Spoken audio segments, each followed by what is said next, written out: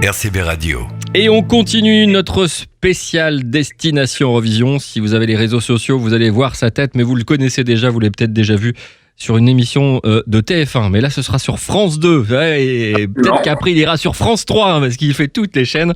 En tout cas, ça nous fait vraiment plaisir de l'avoir avec nous. Terence, parce que Ça fait plaisir d'être là. Ça va bien déjà ? Ça va super, merci. Et toi ? Ça va plutôt bien. Alors, Désolé, je suis un peu dégueulasse. On est en plein répétition là de plateau. Alors, oui, mais ça se voit pas, franchement. Et non, t'inquiète. Alors, Terence James, parce que tu es d'origine écossaise, c'est ça, hein ? Absolument, ouais. Je suis venu en France quand j'avais 2 ans. Alors, je dis toujours que mon sang, il est peut-être écossais, mais mon cœur et ma culture et ma vie, elle est française. Et toute l'aventure départ d'une petite amie qui t'inscrit à The Voice. Parce que tu voulais pas forcément chanter. Enfin, quoi, t'avais peur, c'est ça, non ? Tu te sentais pas de... J'avais pas très confiance en moi, honnêtement, et je venais de passer une année pas top pour moi. J'étais prêt à tout lâcher, et finalement, on m'a inscrit à The Voice, et écoute, maintenant, je suis dans l'Eurovision, et c'est vraiment incroyable.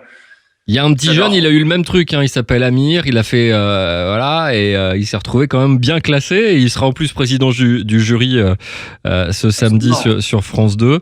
Alors la chanson est énormissime, rythmée, je te le disais hors antenne, ça m'a fait penser à Amir quand je l'ai découvert et qu'il est parti à l'Eurovision, et mine de rien il a fait déjà une belle carrière, et en plus c'est un des meilleurs classés depuis longtemps. Mais il y a un truc aussi assez dingue, parce que quand on connaît Ben Mazué et qu'on connaît son style, qu'on connaît tout ça, comment il est arrivé dans l'aventure et comment il est arrivé à coécrire et à travailler sur ce titre ? En fait, moi, on m'a contacté avec le titre. D'accord. Et c'était évident pour moi que c'était vraiment un titre incroyable pour l'Eurovision. Du coup, on l'a retravaillé. On a ajouté les cornemuses un peu pour la rendre un peu plus écossais. J'allais poser la question, je dis, est-ce qu'il a imposé ça ? Oui. Enfin, c'est pas qu'on l'a imposé, mais j'ai trouvé que c'était vraiment cool et que ça ajoute vraiment un truc unique et qu'on se rappelle vraiment de la chanson. Dès qu'on l'entend une fois, on se rappelle de la chanson, et je pense que c'est une force. J'espère que le jury et le public sera d'accord avec moi. Écoute, on va voir. Moi, je dis tout est possible. Il y a 50% le public, 50% de l'autre côté, c'est le jury. C'est le jour même. Il y a une émission, donc voilà. Tu connais la scène, tu connais la télé grâce à The Voice, donc c'est déjà aussi un petit avantage. Tu seras un peu plus serein par rapport à la première fois, peut-être, je pense. Ta première télé sur TF1, ça sera un peu... Tu connais maintenant les plateaux. Alors oui, absolument, je connais les plateaux. Ça devient pas plus facile, c'est sûr qu'on a toujours les nerfs. Par contre, là, j'ai jamais autant travaillé une prestation de ma vie. J'ai travaillé énormément les chansons et la voix et tout ça, mais là, c'est une vraie prestation, parce que si on va à l'Eurovision, c'est une scène mondiale. Je peux pas juste monter sur scène et chanter ma chanson tranquillement. Il faut vraiment que ça soit une vraie prestation. Et c'est incroyable. Franchement, là, je suis tellement heureux de faire partie de cette aventure et de faire partie de ces 12 finalistes. C'est incroyable. Et on a tellement bossé. J'ai tellement hâte de vous montrer ce qu'on prépare. Et ça va tellement me faire plaisir d'entendre l'Écosse qui dira 12 points, France. 12 points. Ils seront obligés, les gars. J'espère bien, quand même. Ils pourront pas faire autrement. C'est obligatoire. Non, alors, la chanson que l'on entend et qu'on va entendre aussi dans quelques instants, on sait que quand on fait l'Eurovision, on essaye de retravailler. Est-ce qu'elle a été, ou est-ce elle a été un petit peu modifiée pour être un peu plus spectacle, parce qu'il faut pas oublier une chose, c'est qu'une chanson à l'Eurovision, c'est aussi un visuel, c'est scénique, c'est voilà. Donc voilà, est-ce que la chanson a été retravaillée ou alors elle restera comme ça ?